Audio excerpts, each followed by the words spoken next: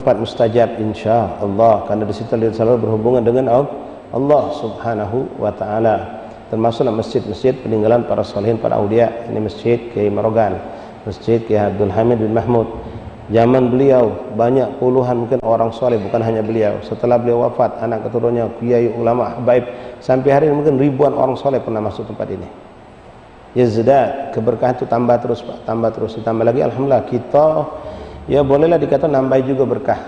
Di samping kita yang jelas ngambil berkah, duduknya kita di masjid ini, masjid yang luar biasa ya, dibangun dengan asas takwa, dibangun dengan duit yang halal, dengan niat yang solehah. Sampai hari ini alhamdulillah terjaga dan dijaga oleh anak keturunan, juga oleh umat Islam. Mudah-mudahan kita berdoa dalam masjid ini dan semua masjid-masjid dimanapun ada, terutama di Palembang ini, dijaga Allah Subhanahu Wa Taala. Dijaga bukan dari kerusakan bangunan Pak, tapi dijaga dari masuknya duit-duit syubhat, apalagi duit-duit haram dalam rumah ibadah kita. Ini bahaya, lebih bahaya daripada kemasukan ular, kemasukan kalajengking atau singo dalam masjid. Kalau sudah duit haram masuk dalam masjid, dalam musalla, atau duit syubhat, rohani yang kita rasakan dalam suatu majelis atau masjid atau musalla itu akan hilang.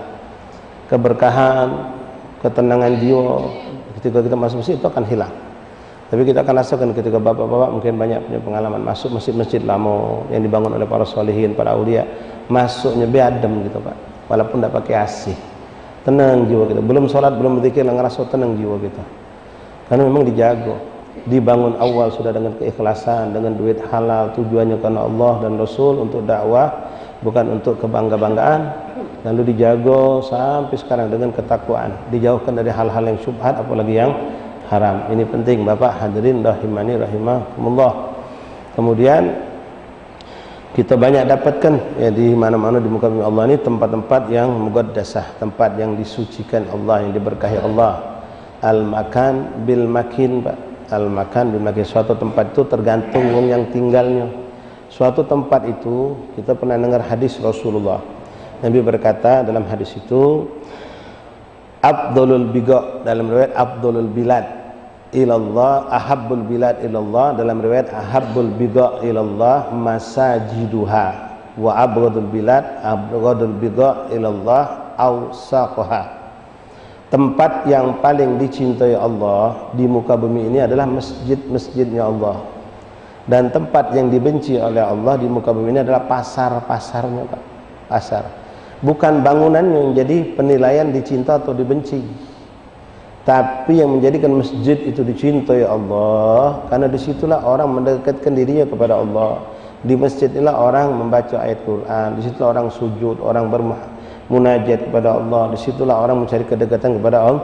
Tidak ada urusan dunia di dalam masjid, tidak ada urusan politik di dalam masjid, tidak ada urusan-urusan yang sifatnya buruk, semuanya baik, mendekatkan diri kita kepada Allah. Boleh jadi bentuk bangunan sederhana ya, masjid Langkadan ini bisa dibilang sederhana. Kalau kita masuk masjid-masjid yang sekarang Masya Allah ya, dengan AC-nya, dengan karpet hebatnya, dengan segala macamnya Pak. Apalagi kalau Bapak masuk pesisir Sungai Musi ini, banyak sekali, ada puluhan musola yang umurnya 100 tahun lebih.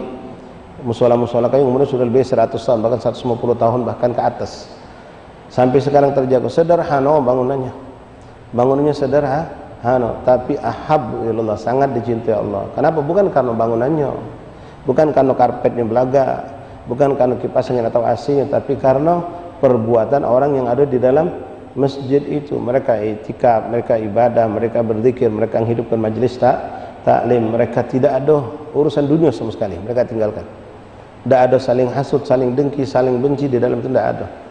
Maka disitulah Allah cinta. Yang diucapkan di sini qala Allah, qala Rasulullah, zikir, tasbih, tahmid yang kita baca, maka menjadi tempat masjid dimanapun menjadi berkah. Tapi kalau masjid itu dibangun dengan duit yang tidak baik ya, dibangun dengan niat yang tidak baik, maka isinya pun banyak yang tidak baik Pak ya.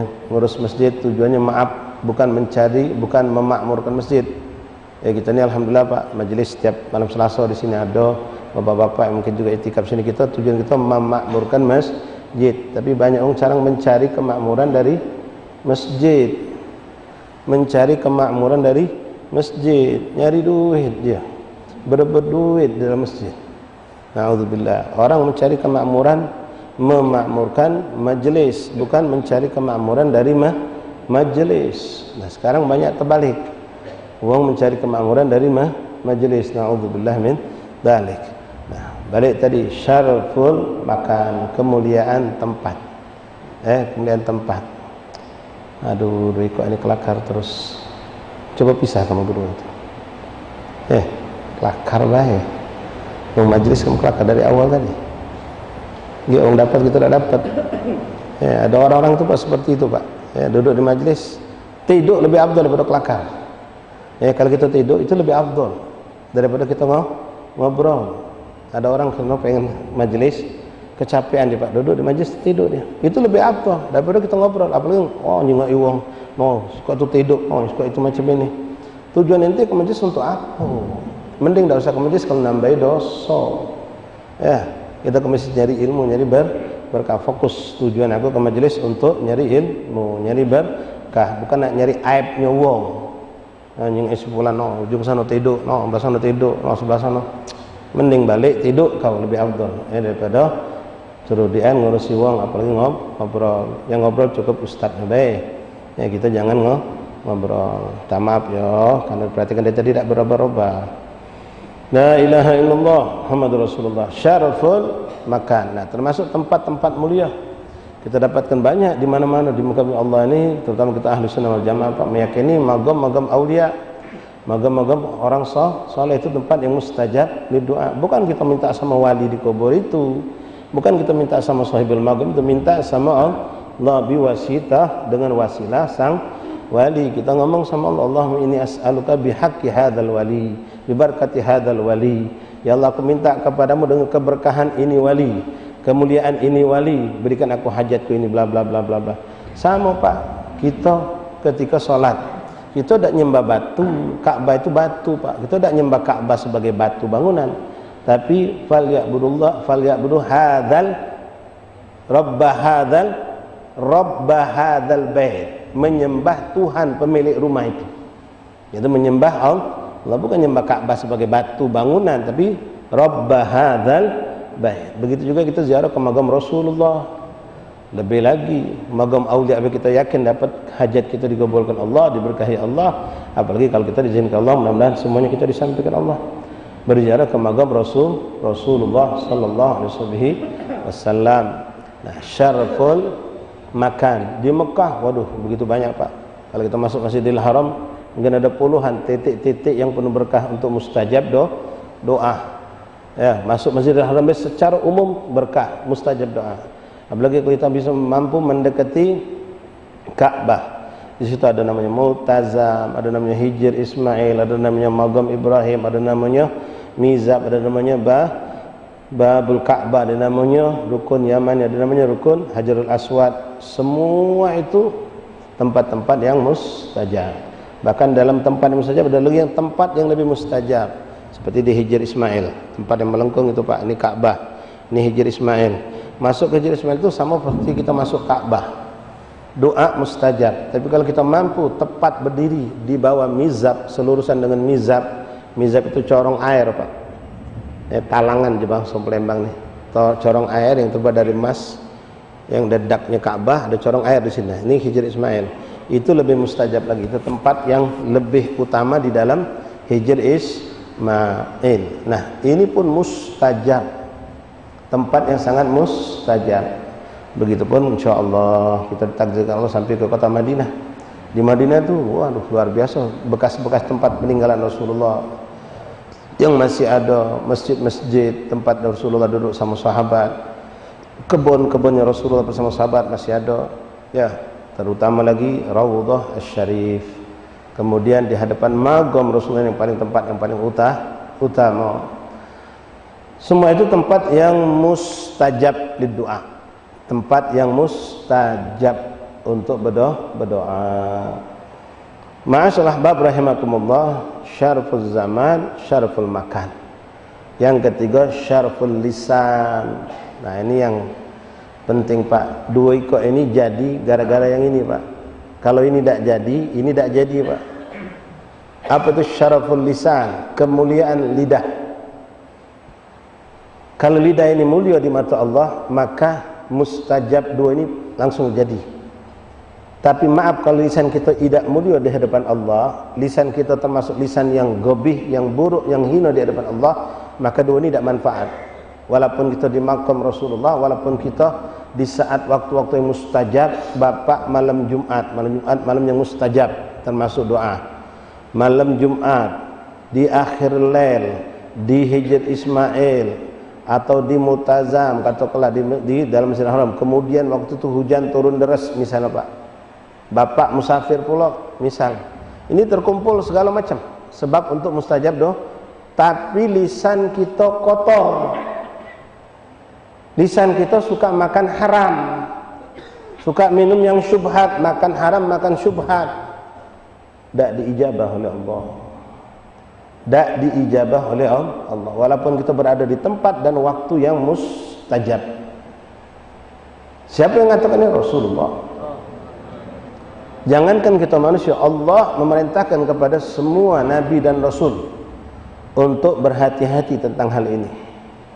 Ya ayyuhar rasul kulu minat thayyibat ma razaqnakum.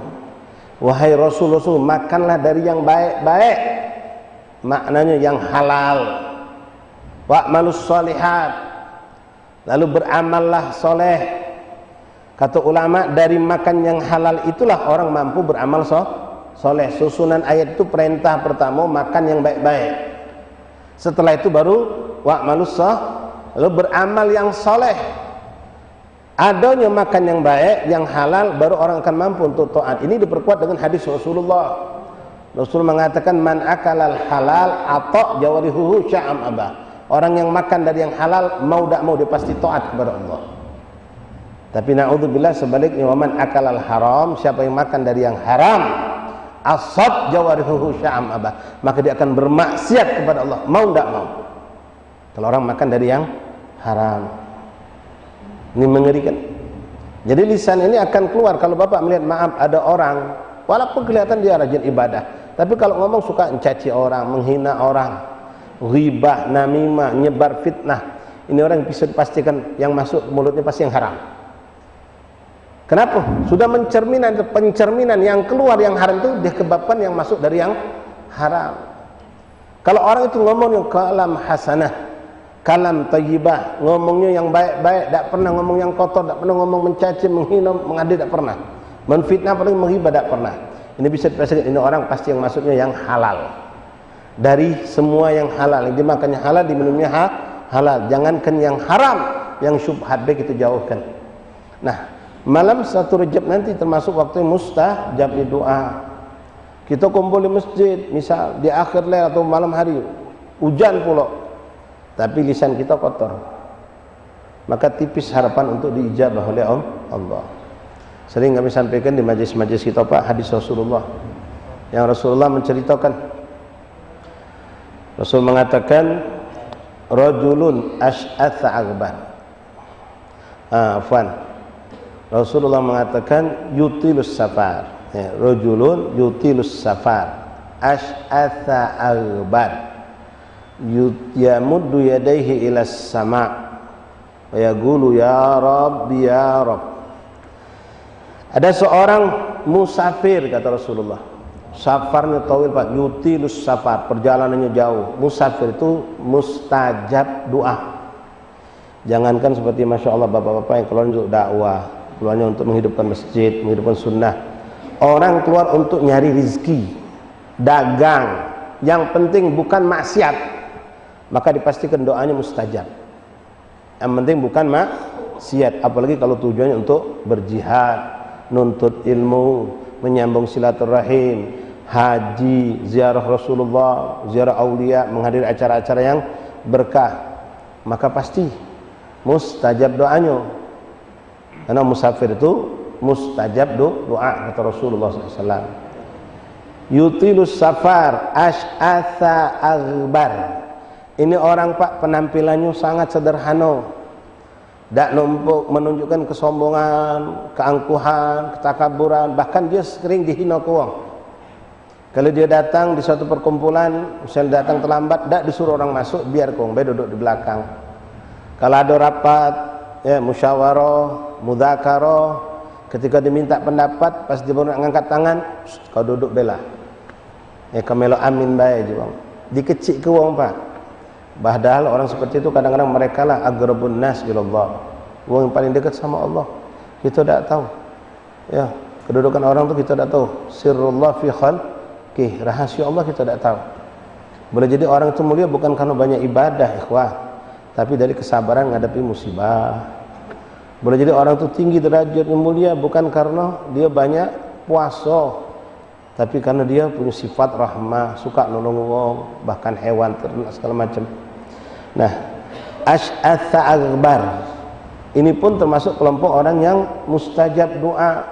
Dalam hadis lain Rasulullah mengatakan, lau aqsama 'ala Allah la abarra. Orang-orang model begitu yang suka dihinakan, dikecilkan, orang baik, bukan ahli maksiat, cuma karena maaf, dari segi ekonomi mungkin dia rendah, dari segi pendidikan dia juga orang rendah, direndahkan di masyarakat, dikucilkan, dikecilkan. Tapi orang ini tidak punya dosa, dia dekat sama Allah. Lau aqsama 'ala Allah la abarra. Kalau mereka bersumpah nyebut nama Allah, berdoa, langsung Allah tunaikan. Nah, ini orang penampilannya seperti itu kata Rasulullah. Yutilus safar asy'atsa aghbar yamuddu yadayhi ila sama. Pak, angkat tangan. Yamuddu yadayhi ilas, ngangkat tangan tinggi, pakai adab dia berdoa, Pak. Ini juga menyebabkan doa akan mustajab kalau kita berdoa dengan adab, ngangkat tangan. Bukan cuma yarfa, yamuddu, artinya memanjangkan tangannya. Yamuddu yadayhi ilas sama, bukan yarfa yadayhi pokok. Yamuddu yadayhi, ngangkat tangan tinggi-tinggi. Ini menunjukkan adanya keseriusan di dalam berdoa. Kemudian Rasul menyifatkan lagi, ini orang bukan lalai. Ketika berdoa dia berteriak, ya Rabb, ya Rabb. Dengan hatinya teriak, lisannya berteriak menyebut nama Allah. Kira-kira macam ini diijabah dapat doanya. Ikhwan, diijabah tak macam ini? Diijabah. Sebetulnya seharusnya diijabah. Kenapa? Musafir. Penampilan tadi suka dihina orang, rendahan dianggap, tapi dia dekat sama Allah sebetulnya. Kemudian dia berdoa ngangkat tangan pakai adab. Bahkan dia teriak menyebut nama Allah, ya Rabb, ya Rabb.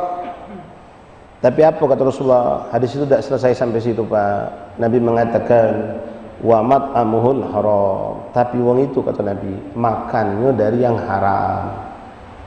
Wa masyrabuhul haram, minumnya juga dari yang haram.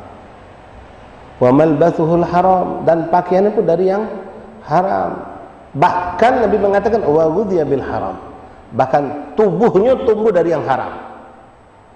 Fa ayustajabalah, bagaimana mungkin akan diijabah oleh Allah? Ini yang ngomong Rasulullah. Walaupun dia punya sebab-sebab yang seharusnya dia mustajab, tapi tertolak. Ini semua gara-gara dia, karena kita pakai doa itu lisan kita, Pak. Sementara lisan kita makan dari yang haram, tubuh kita tumbuh dari yang haram, minum lewat lisan juga dari yang haram, pakaiannya juga dari yang haram. Bagaimana mungkin Allah akan mengijabah doa kita? Maka di sini ikhwani usi bi nafsi wa ikum bi taqwallah. Ya, mari kita sabar dengan kesederhanaan, dengan sedikit yang Allah berikan, kita bersyukur, kita sabar. Kalau kita tunjuk Allah lebih, mari kita berbagi. Cari yang halal, jangan pernah menyentuh yang syubhat, apalagi yang haram. Yang syubhat itu suatu yang tidak jelas halal haramnya. Yang tidak jelas halal haramnya harus kita hindari, apalagi dari suatu yang jelas-jelas haram. Haram di sini insya Allah kita semua paham, bukan maksudnya khamar, bukan maksudnya anjing, babi, itu jelas. Ya, ini sesuatu yang didapatkan dengan cara yang salah. Entah menipu, entah merampas, entah memaksa, entah dengan cara yang lain yang diharamkan oleh syariat. Itu yang haram. Ikhwan rahimakumullah, dalam lagi masuk bulan Rajab. Bulan Rajab, bulan yang kita semua tahu di situ ada peristiwa yang sangat agung, Isra wal Mi'raj Nabi Muhammad sallallahu alaihi wasallam. Di antara poin terpenting dari peristiwa Isra tersebut adalah adanya perintah salat. Nah, semua ibadah ikhwan, semua ibadah itu bermuara juga kepada halal dan haram. Pergi haji duit haram, tidak diterima Allah, Pak. Balik boleh jadi dapat titel haji dia.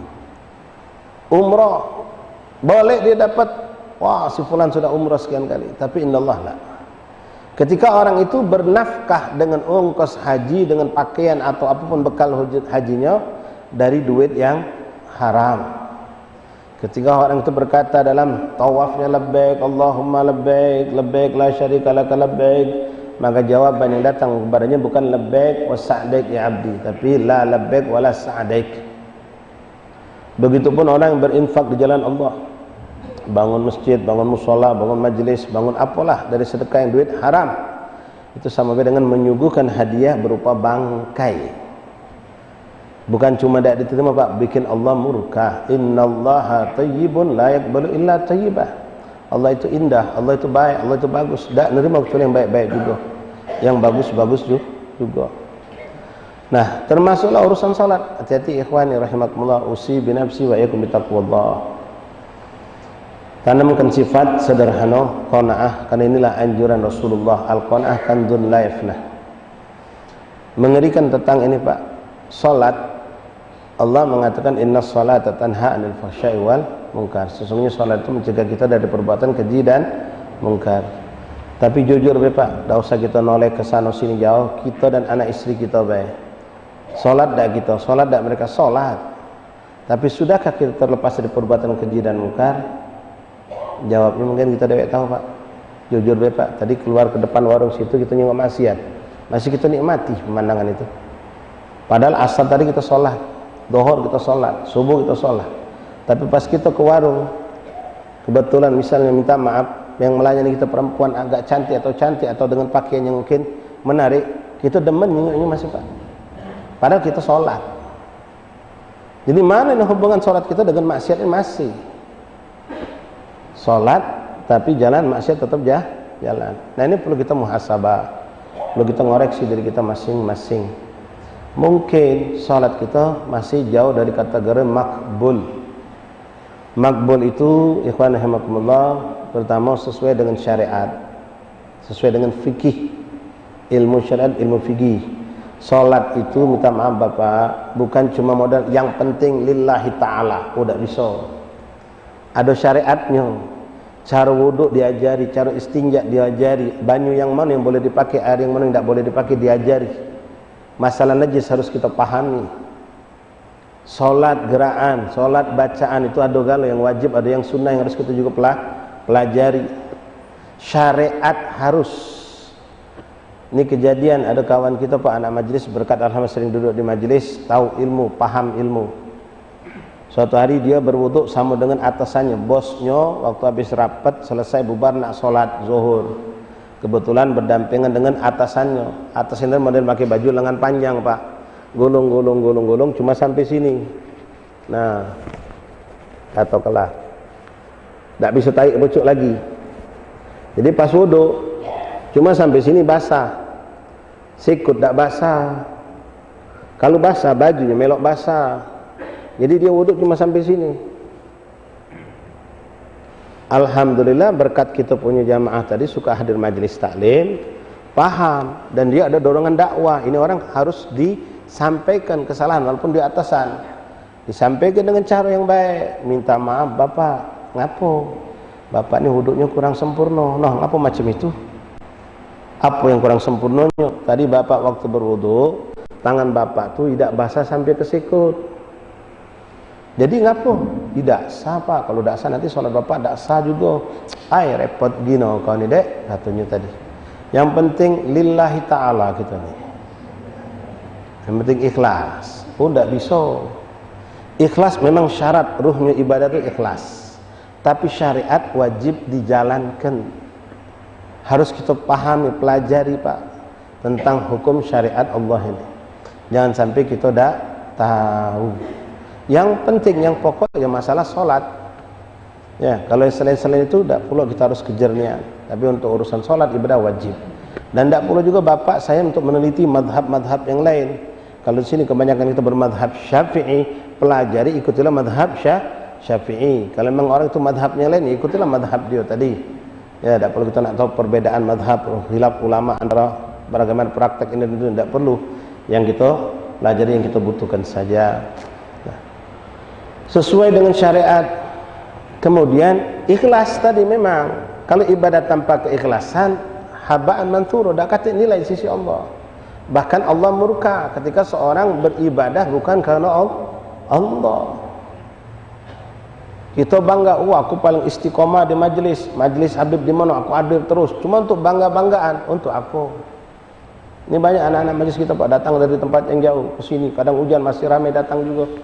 Kalau cuma untuk dijenguk, aku istiqomah, aku tidak pernah tinggal ke majlis, untuk aku, tidak dapat apa-apa dari Allah. Kita yang pernah keluar, kami juga alhamdulillah Pak, waktu mondok di Yaman juga sering keluar Pak, walaupun tidak sampai berbulan, bertahun, 40 hari. Aku pernah 4 bulan, aku pernah 4 tahun. Untuk apa? Kalau sekedar untuk banggaan. Kalau sekedar untuk bangga-banggaan. Aku pernah sampai ke Pakistan, aku baru sampai Malaysia. Untuk apa? Bangga-banggaan.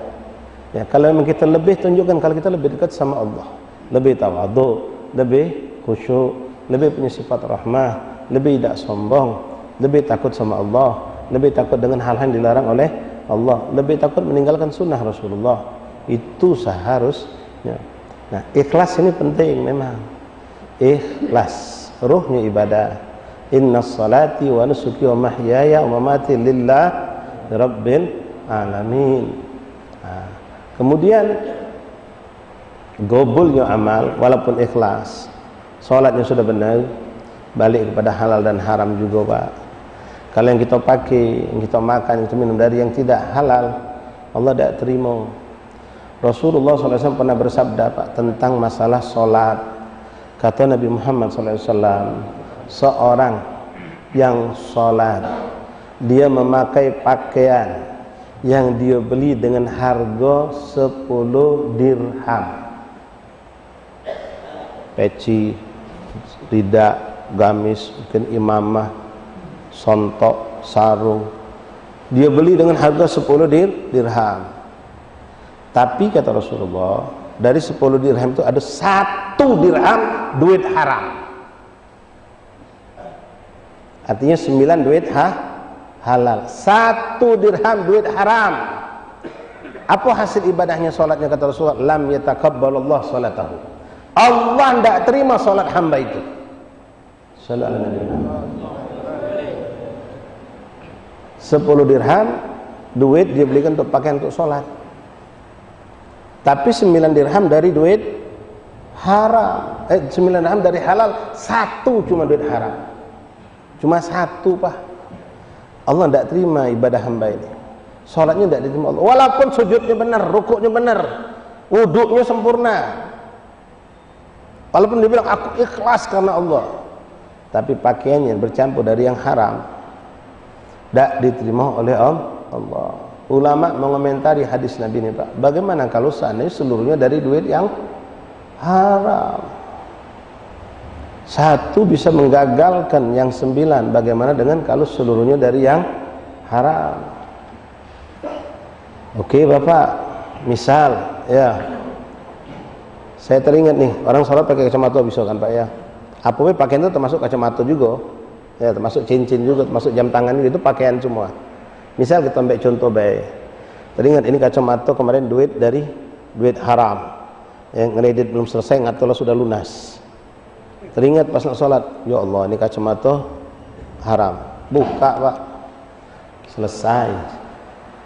Nah sholat teringat, oh peci ini duit haram juga, buka, sholat tanpa peci boleh. Ya tidak ada satupun mazhab yang mewajibkan pakai peci. Teringat lagi, oh ini duit haram, buka. Teringat gamis haram, buka, ganti baju yang halal. Teringat sejadah haram, ganti yang halal. Bisa Pak, ikhwan hadirahumullah.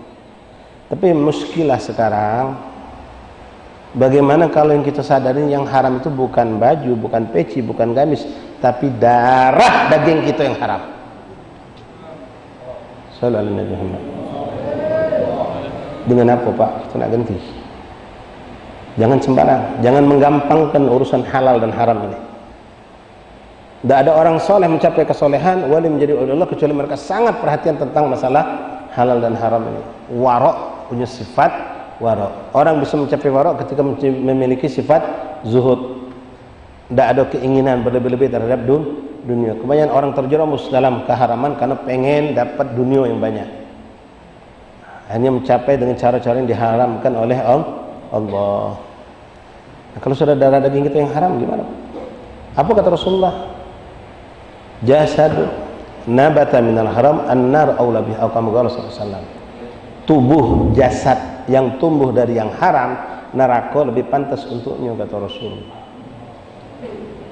Ingat Bapak, jangan terkecoh. Kita ingat ada wong Masya Allah Bib, aku tuh kenal Bib, ada wong sikok di kampung itu umroh setahun 6-7 kali dia, haji bila 11 kali dia, tapi dia tuh duitnya haram, rentenir itu nganak ke duit, minjemi 10 balik 12. Dia sekarang ngerampas tanah sawah masyarakat. Jadi dia minjem duit ke masyarakat untuk modal sawah bertani dengan beranak duit tadi, sehingga masyarakat tidak mampu bayar sawah diembeknya.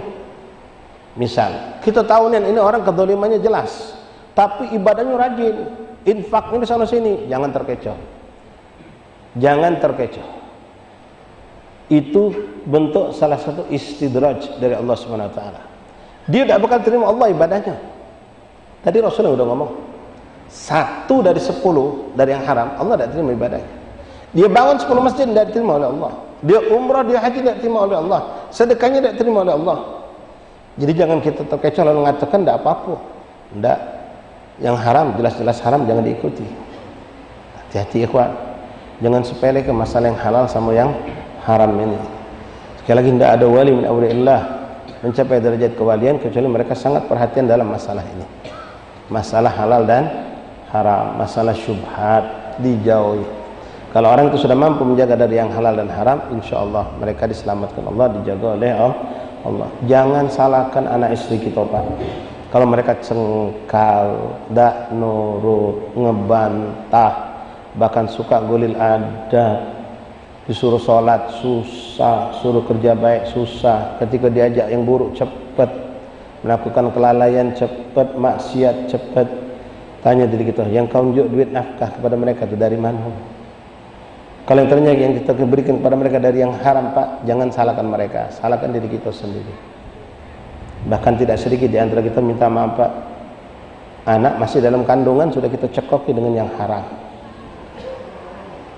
Anak masih dalam kandungan, istri kita kasih makan dan apa yang haram. Anak kan di dalam perut menerima apa yang dimakan oleh istri kita. Maka jangan salahkan kalau mereka mental dari kebaikan. Diajak kebaikan, didudukkan ke pesantren, ulama soleh lah, dia nggak bisa jadi orang baik. Kenapa? Selalu diberikan dari yang haram. Nah, balik masalah tadi doa mustajab.